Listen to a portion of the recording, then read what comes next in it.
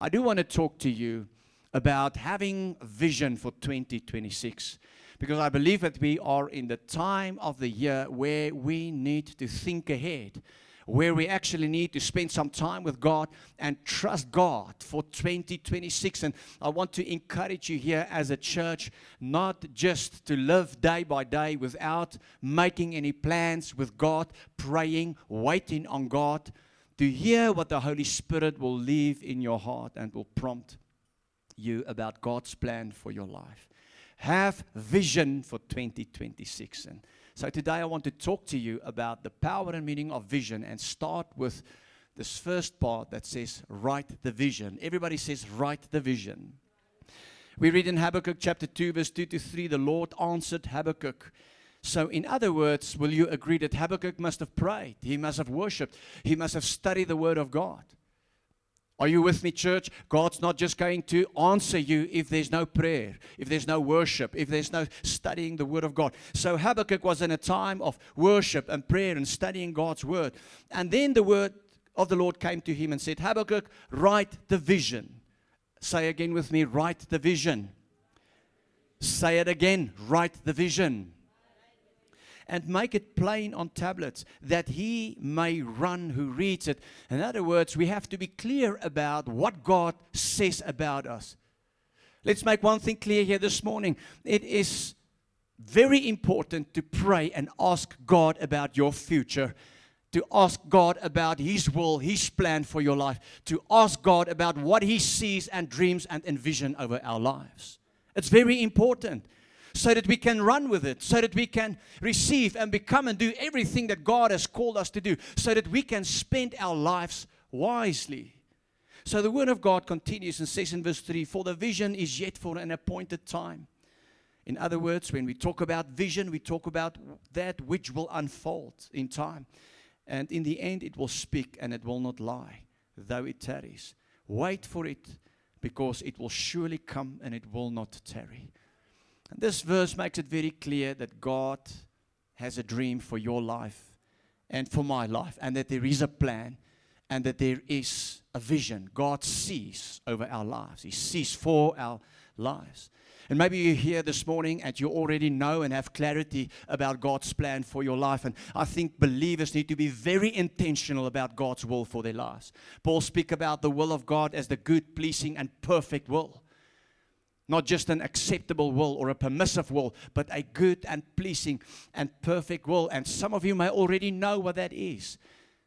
And this is then just a reminder this morning to remember the dream. Can you remember how Joseph, when we talked about Joseph 2 weeks ago, how Joseph always remembered the dream, remembered those 2 dreams God gave him when he was only 17 years old. And then as he was still remembering those dreams, God then took him from where he was to where God wanted him to be. You see, if you want to go where God wants you to go, you need to start to see what God sees for your life. And maybe some of us sit here this morning and say, well, I'm not too certain. I'm not too sure about God's plan. I have a dream. I'm not sure if it's God's dream. I'm not too certain. I don't yet have a vision. And I pray that in the next 20 minutes that the Holy Spirit is just going to drop something in your heart and in your spirit that will help you see what God wants you to see and dream what God wants you to dream about. And that excites me this morning. And so I just want to, before we get into the power and the meaning of vision, say the following, that there is no such thing as a Christian or a believer that does not have a purpose in this world. I want to say it differently. You can't say that I'm a Christian and I'm a believer, but in the same breath you say, well, but I don't think God's got a plan or a purpose for me. God has a vision for your life. God has a plan for your life. You want to know why God has a plan, has a dream, has a vision? Do you want to know the short answer to that? Because, everybody say with me, because you are God's masterpiece. You are God's masterpiece. God did not create people just at random, by the numbers. And currently there's 8 billion of us on the earth, and just to make up the numbers. No, you are God's masterpiece. And that is the short answer to why I can confidently say to you that God has a dream over your life, a plan, a unique plan, a design for each and every one. There is a vision for you. Say this with me: God has a vision for my life. Say this with me: there's a plan, there's a dream. There's a reason I exist. You weren't just created at random, but you were created with a plan and with purpose. And I want you to know there's an assignment on your life. You are not a mistake. What are you? A masterpiece. Turn to someone and tell them you are not a mistake. You are come on, say it to somebody, especially if they look a little off here this morning. When we get to the month of November, people get tired. Have you ever noticed? When people get tired, you've got to be careful. You've got to be very careful. People get tired. But this morning we can be glad and celebrate the fact that there's a plan, there's a purpose. God dreams over our lives, and I'm going to prove it to you this morning. We were created with purpose and assignment. Listen, church, and I pray that if you listen this morning and maybe make a note and make sure that you focus. I trust God. This is my prayer when I was preparing for this time, that the Holy Spirit is going to stir something in your heart in the next few minutes. But you got to be ready. You got to drink every word. You got to drink the message. And you need to make sure that your heart is open so that we can get accurate with the plan, with the vision, with the dream. Let's look at Ephesians chapter 2, verse 10. For we are God's masterpiece. You see, when I said that you are God's masterpiece and you're not a mistake, I wasn't just saying that. That is what the Word of God says. For we are God's masterpiece, and He has created us anew in Christ Jesus. What does it mean to be created anew in Jesus Christ? That means that we got born from our mothers into this world, but then there came a day that we gave our hearts and lives to Jesus. Something great happened the day you gave your heart to Jesus Christ. By the way, the most important thing that you can do with your life is to surrender it to Jesus Christ. Nothing is more important than to enter into a personal relationship with Jesus Christ. That is the day you are created anew in Him. The day when you get born again. And something great happened at that moment. What is that? God's plan is activated. Boom. That very moment when you say, Lord Jesus, here's my life. I realize that I'm a sinner in need of a Savior. Please forgive me. Come live in my heart. I surrender my life, my dreams, my hopes, everything to you. Something great happens because the Holy Spirit comes and He regenerates you on the inside. And when He regenerates you, He activates the plan, the dream, the vision. In a moment, in an instant, it's activated. If you're not a child of God, you may dream still because you're still created in the image and likeness of God and have vision. But that doesn't mean that your dream aligns with God's dream. You will see a lot of successful people in this world. Many of them are unbelieving scientists, atheists, great businessmen, making billions and billions and billions of dollars. They are very strong and successful from a worldly perspective. You see, they dream, but it doesn't mean that they dream a God dream. You can only understand the purpose of God once you get born again. This is what the Scripture says. The Scripture makes it very clear. For we are God's masterpiece. He has created us anew in Christ Jesus. Can I ask you this morning, have you been created anew in Christ Jesus? Because I've also seen in my life that people can say they are Christian, they can say they have a church, they can say they believe. Guess what? The Word of God says that demons also believe. And they shudder. They're shaking. They go like this. That means nothing. But to be created anew means you've come to repentance and humility and say, Lord, I need you. Change everything. That's true repentance. And that is why we can never, on behalf of babies, decide that they will go to heaven and meet Jesus Christ. We can baptize babies. That doesn't mean that they were created anew in Christ Jesus. Remember, babies already go to heaven because they're innocent. Heaven belongs to them. To such belong the kingdom of heaven. But you see, that baby has to grow up. He needs to have the right examples, the upbringing and the fear of God. And then a day comes that that person must make a decision for Christ. And when that happens, purpose is activated. So the Word of God continues to say, so we can do the things that God has planned for us long ago. Two aspects of the scripture that's crucial. Number one, we are God's masterpiece. Number two, God created good things, planned good things for us to walk in and to do with our lives. If you want to know what vision is, dream is, it is to have revelation of the good things. I'll say something about that in a moment, but here is what I want us to see now. This word masterpiece. The word in the Greek is the word poema.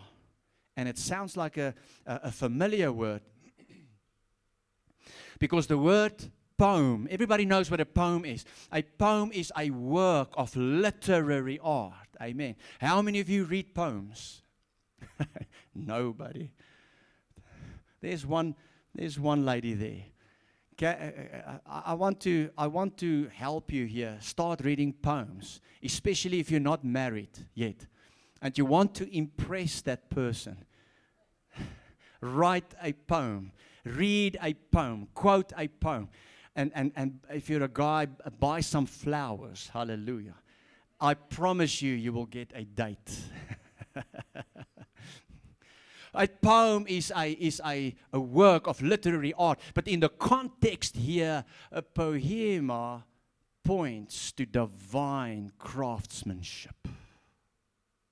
You are divine craftsmanship. You are a masterpiece. Listen, church, you are not the product of evolution in a sense that we as a human species, have developed over millions and millions of years through natural biological processes. That's not who we are. Turn to somebody and tell them, you're not a product of evolution. You were not an ape, and then you became a Neanderthal. And now, boom, here you are a human. That is a scientific lie. How many of you know that there are lies in science? Well, it's not actually real science then. Can I get a big amen there? I mean, science that's not truth is not real science. That's a lie. We are not the product of this development over millions and millions of years through natural biological processes. No, God created you. You are a created being. You are divine craftsmanship. Isn't it powerful this morning? Genesis 1 verse 26 says that you were created in the image and in the likeness of God. Hallelujah. Which means you cannot come from an ape. Turn to somebody and tell them, you're not a monkey.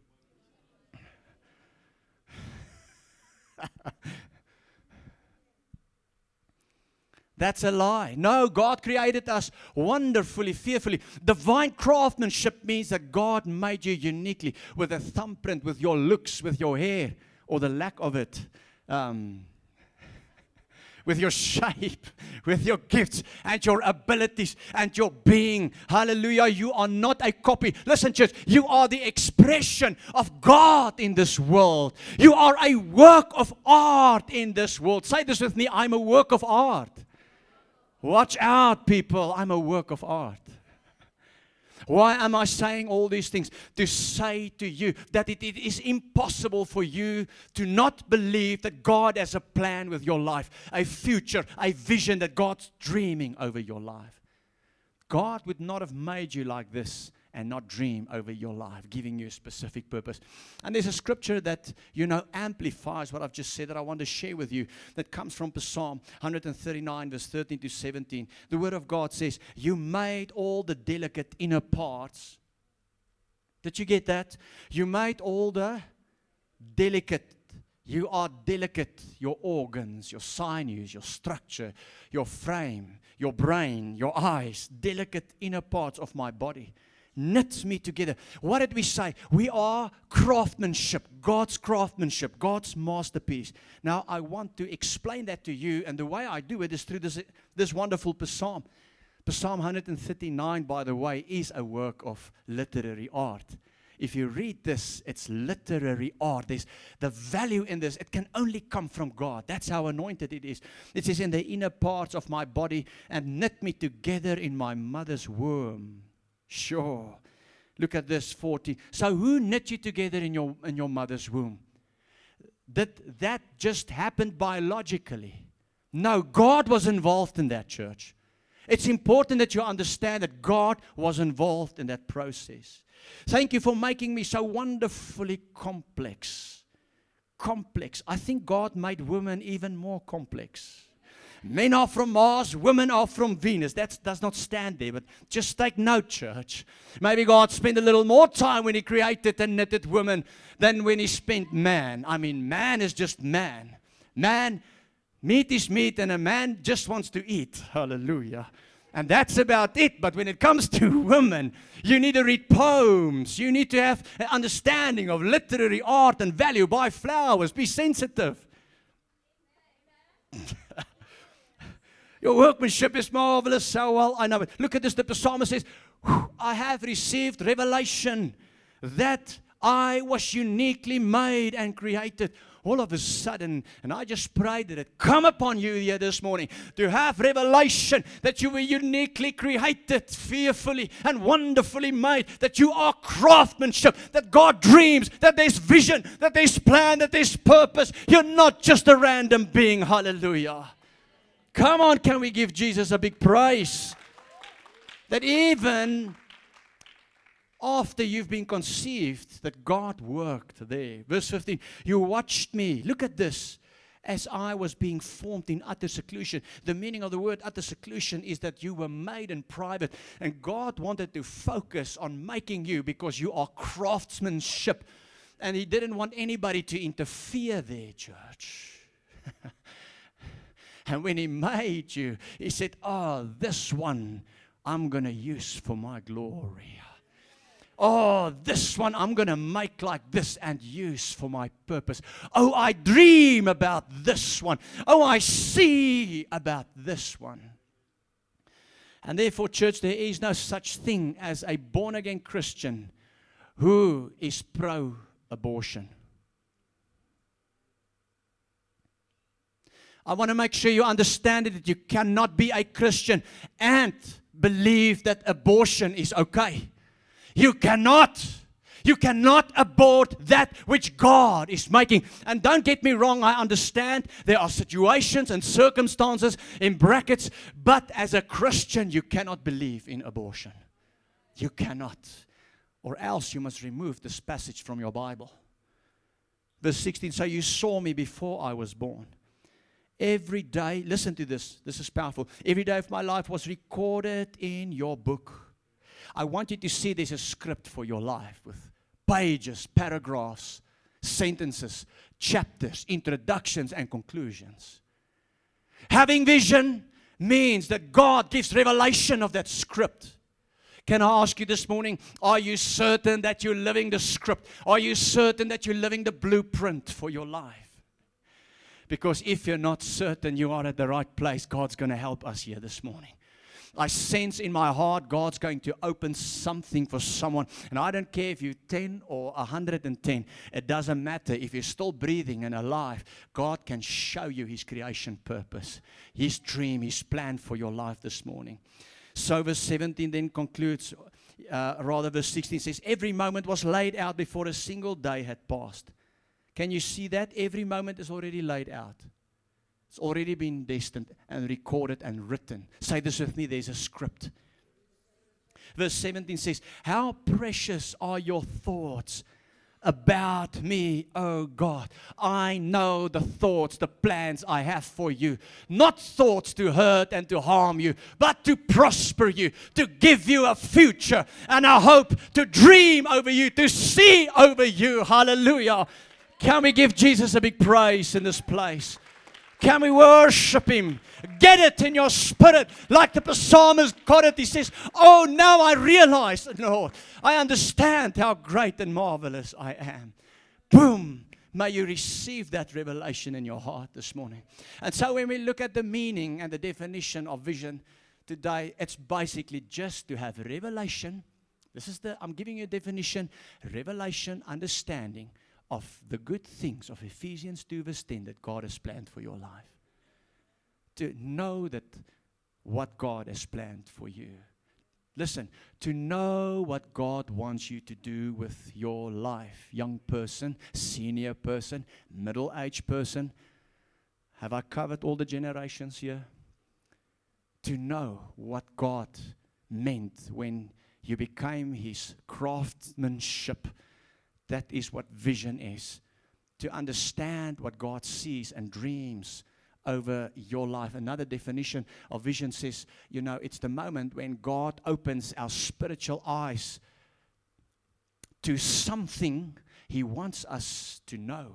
Something He wants us to do and become part of.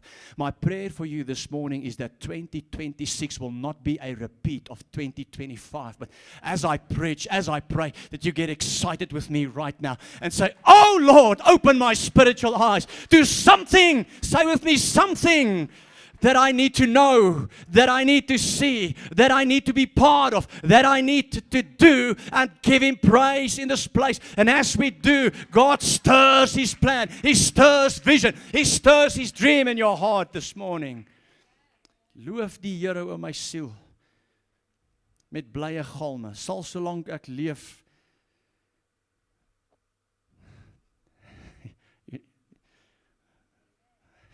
That's a poem, by the way, from the Dutch Reformed. Prys die Heer met blye galme, o my siel, daar's ryke stof. Did you hear that? I'm telling you, the Dutch Reformed guys, they knew how to write poems for God. I mean, you sing some of those things, you can feel it's a bit dated, but if you just read it, you can pick up on the literary work, the art in some of those songs. Come on, church, say amen. By the way, we appreciate all denominations. So don't get me wrong. Don't understand me wrong here this morning. So what is Christian vision? 1 Corinthians chapter 2 verse 9. No eye has seen, no ear has heard, no mind has imagined what God has prepared for those who love Him. That is vision.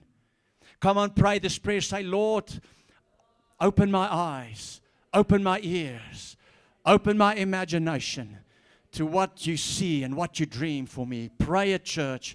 In Jesus' name. What I love about vision is that it's holistic. Vision touches every part and aspect of your life. Vision have a positive impact on every part, on your marriage, on your family, your children, your career, whatever it is that you do. Vision is not just this thing that we do here at church. It does not only speak to your calling to get people saved, but it ministers holistically to every part of your life in Jesus' name. And vision, here's what vision do. It compels you, it drives you to write a few goals. Amen. To set goals. And it gives you a passion to achieve those goals. Can I ask you something? Have you write down some goals for 2026? Because what I want you to do is write the vision, church. Write the vision. Let's make this message very practical. Say with me, write the vision. Can you again remember what Habakkuk said? Habakkuk 2 verse 2. Then the Lord answered me and said, write the vision and make it plain on tablets, that he may run who reads it. I want you to give you 4 questions this morning that's going to help you this week to seek God and write the vision. But before I do, there's just a few vision dynamics that I want to share with you. Are you ready for this? You've got to listen now, because this will help you open your spirit and your spiritual eyes to see what God wants you to see, to understand the vision, to get a glimpse into the script. How many of you would like to get a glimpse in the script, the book of your life? Maybe some say, no, please don't reveal that to me. What will I do with that? That's what we need. That's vision. And that's how God gives direction. And if there's vision, there's transition from where you are to where you want to be. But without vision, there's no transition from where you are to where you go. Can you remember how Joseph transitioned from where he was, the pit, to the palace? But he kept on remembering the vision. That's how we move forward. And that's how we transition. Listen to this. So when we talk about vision dynamics, there's 3 words that I think is important. Number 1 is how. Number 2 is why. Number 3 is where. Say with me, how, why, where. Look at Joseph. God gives him a dream of how. Say with me, how. How his family will submit to him. He gave him 2 dreams. And it had to do with how his family would submit to him and how he will reign and rule over his family. Sounds like a good dream. Oh, I'm going to be the family boss. Sounds like a mafia story. Joseph, the mafia boss. Joseph loves the dream so much that he shared it with his family. Guess what? The family didn't like it very much. Can you remember? And that is probably because Joseph did not quite understand the why at that point in time. And neither did his family. Listen, church, when it comes to the how is the dream. Say this with me, the how is the dream. Say this with me, I must be careful not to fall in love with the how. Because you can fall in love with a dream and forget about the dream giver. I see many Christians that received a dream from God and they're running with the dream, you know, and maybe you've received a dream to become an AI developer or an engineer or a medical doctor, but that's only the how. You've got to understand the why. Because if you just go for the how and how and how, later you get to a point where it doesn't even feel like you need God. Don't fall in love with the how. Fall in love with the one who gave you the how. The one who made you into his own image and his own likeness. And understand there's a why, there's a reason. Going back to Joseph, the reason was that Joseph would then become instrumental in the salvation of the people. Can I get an amen? Are you with me? Say with me, there's a how, there's a why. And the where was Egypt. We need to learn how to appreciate the where. Sometimes we don't like the where. We like the dream. We don't understand the why, and we don't like the where. Did you get that? So how is the dream? Why is the vision, is the purpose? And where is the place? We need to be excited about the how. Understand, say with me, understand the why, appreciate the where. One more time, since you're getting tired. You know, our concentration span ends about now, but we're almost there. Say this with me. I must be excited about the how. I must understand.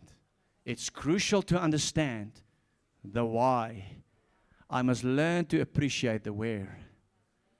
And give Jesus a big praise. And do a few stretches. 4 questions, and then we conclude. That will help you. So if you don't have a notebook to write them down, you'll have to go and watch the Facebook broadcast next week or the YouTube. 4 questions that deals with the how, why, where dynamics. Number 1, what is the Holy Spirit impressing on your heart this morning? Guess what, church? The Holy Spirit will not say anything if you don't seek God with your life. If you don't start to pray at home, get up in the morning, pray, worship, get into the Word of God. When you study the Bible, you pray, you worship in your personal time of prayer and worship, the Holy Spirit will prompt you in your heart. He will place and impress something in you. Every dream is birthed in the heart. God does not open spiritual eyes when you watch the Springboks versus France. It's not happening there, my brother, my sister. Or the soccer. Or the tennis, or whatever it is, that's not where your spiritual eyes are open here in a worship at church, and there at home when you study and seek God. I want to encourage you, we are now in a sermon series of vision. Write the vision. Take this week and wait on God, that the Holy Spirit will come and speak to your spirit. Second question is, what am I good at and have a passion for doing? I have to answer that. Some of you sit here and say, well, I'm good at nothing. That's a lie. You are good at something. How do I know that? Because in the parable of the talents, we saw that everyone got at least 1 talent. Then some got 3, some got 5. So you might not have as many talents as the person sitting next to you, but you've got something. Turn to somebody and tell them you've got something, you've got something. Stop lying, you've got something. Tell them it's on you, it's on you. It's on you. Hallelujah. There's something you can do. Why is that? Because you're the craftsmanship of God. God did not make you wonderfully, fearfully, and not give you anything. That's a lie. And then He spoke of the good things, hallelujah, that He prepared even long before the world began. Look at the third question. Who are the people and the communities of God wants me to serve? You see, so this is where many people fall from the bus.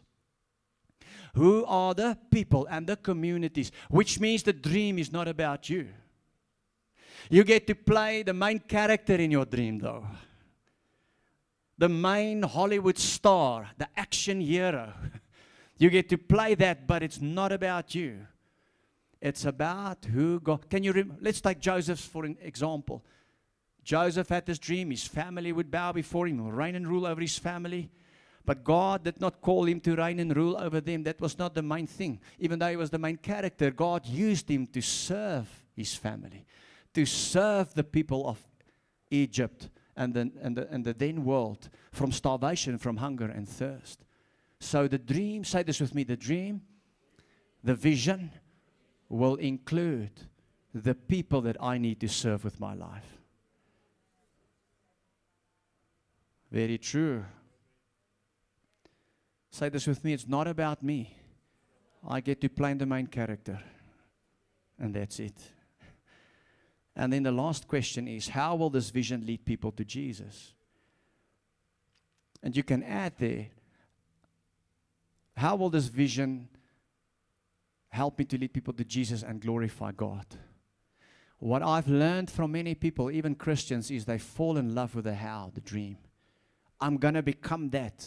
Oh, since a child, dude, I dreamt about being this or being that, owning my own business, making lots and lots of money. What are you going to do with the lots and lots of money? Why must God give you that dream?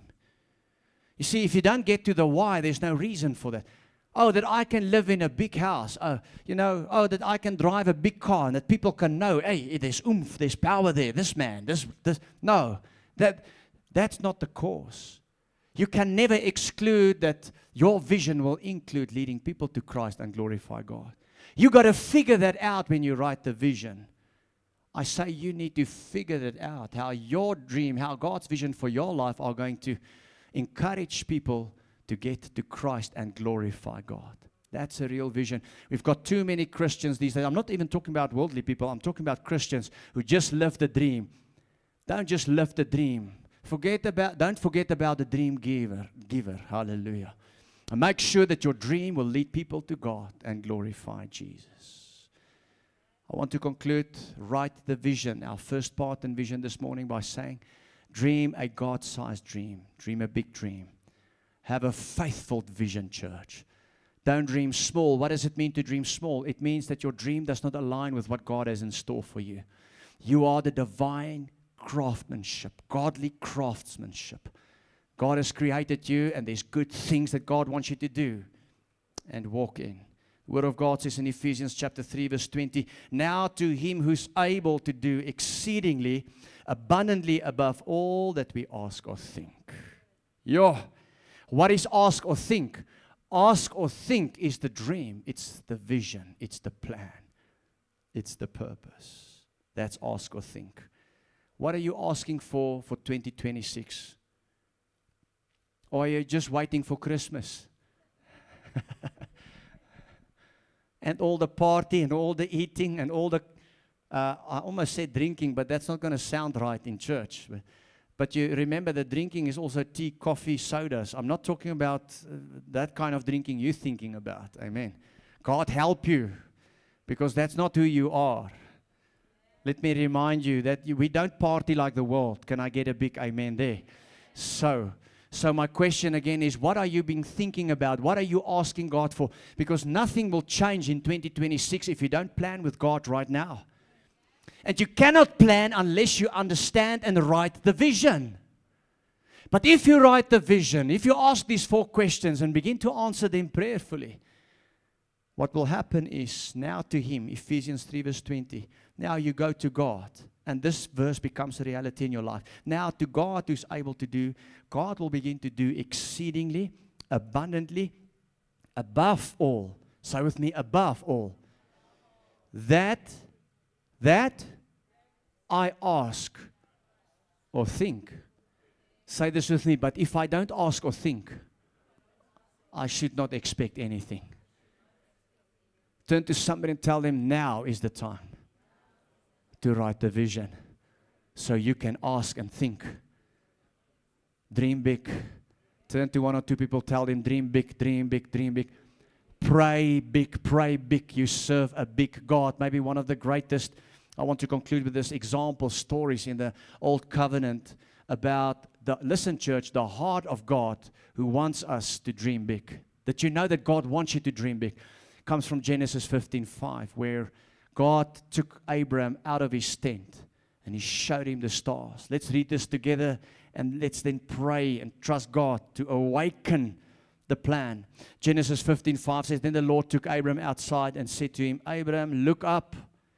God wants you to look up, not to look down. If you look down, it means you're caught up in your life, in your situations, in your circumstances. God says, you cannot see my plan. It's time for you to change your perspective. Look up. Look unto me. Trust me. Wait on me again for what I dream and see about your life. And then God showed Abraham, He said, look up into the sky. Count the stars if you can. Obviously, that would be impossible. So Abraham was looking up. He saw all the stars and saw all the, maybe some of the planets and the moon and everything, and he tried to count them. In those days, there were not electricity, so he could literally see like the Milky Way, which is only one galaxy. And then he realized, okay, maybe God doesn't really want me to count the stars, but God wants me to see the bigger picture. There is a bigger picture. There's a big dream. You were not just made at random. And this morning, I want to pray with you that God will begin to reveal that in your spirit. I believe even this morning as I was talking and you were making notes and listening, that the Holy Spirit already began to speak to you. Let's pray together for a moment. Come on, right there where you are. Just close your eyes, bow your heads. And this is a prayer that you need to pray. Say, Lord, thank you for making me wonderfully, fearfully. Here towards the end of 2025, Lord, what is it that you want me to see for 2026? Come on, church, you pray to God. I cannot be excited about your dream. You have to be excited about your dream. I can deliver the message. I can show you that you are craftsmanship, God's craftsmanship, workmanship. I can show you this morning that God had already created good things for your life. But if you are not serious about it, then there's nothing I can do. Just for a moment, get serious with God's plan. Hallelujah. Thank you, Lord, that you hear and see hearts right now. Thank you, Lord, that you touch lives. Thank you, Holy Spirit, that you impress God's purposes, His dream, the good things of Ephesians 2 verse 10 on our hearts in the name of Jesus Christ in this moment. Lord, we've looked at 4 questions. I pray that as we're going to answer that and write the vision, that we will receive clarity, Lord, revelation, understanding of our future in you, in Jesus' name. Thank you, Lord. Open the spiritual eyes, open the understanding of everyone right now under my voice. I give you praise and glory in Jesus' name. In Jesus' name. Hallelujah. As a young man, my dream was to preach. Maybe there was other parts of that also. I also thought about doing business and stuff like that. But to be a preacher was a dream. But later only did I understand, but it's not about preaching. The preaching is maybe the gift, it's the dream. To have a church, to plant churches, to invest, in people, to multiply that. I often dream about big churches. Well, that did not yet take place. And then later understand, but that's maybe the dream, but I need to be accurate with the why, not the how, the why. And then later, I realized that it's about the people.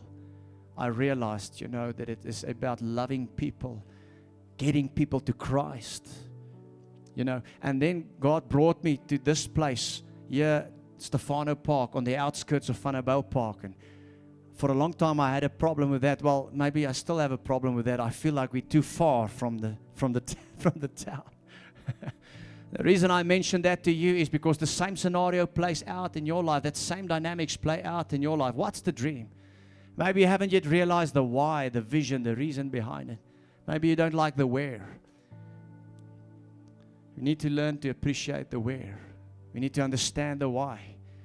And I believe the more we do that, everything comes together, and this whole dream of God begins to unfold in our lives. And that is my prayer for you and everyone under the voice of under my voice this morning that listens to me. I pray that God will just open His plan over your life. Father, I pray over every person right now, revelation in their hearts, understanding of the how, the why, the where. Thank you for making us so wonderfully, so fearfully.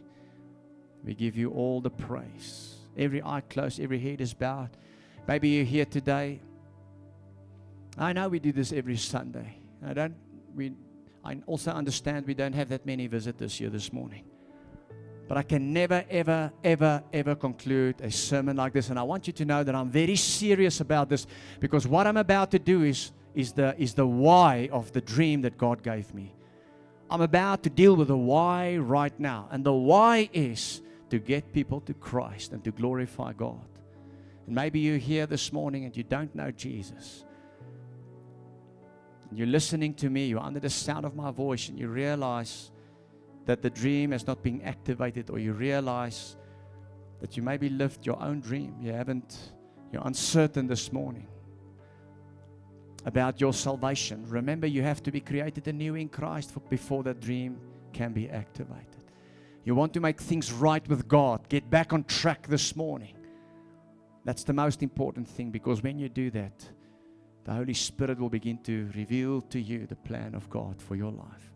So if there's anybody here this morning that says, I want to come back to Jesus, just quickly right there where you are, lift up your hand so that I can just pray for you this morning, pray with you.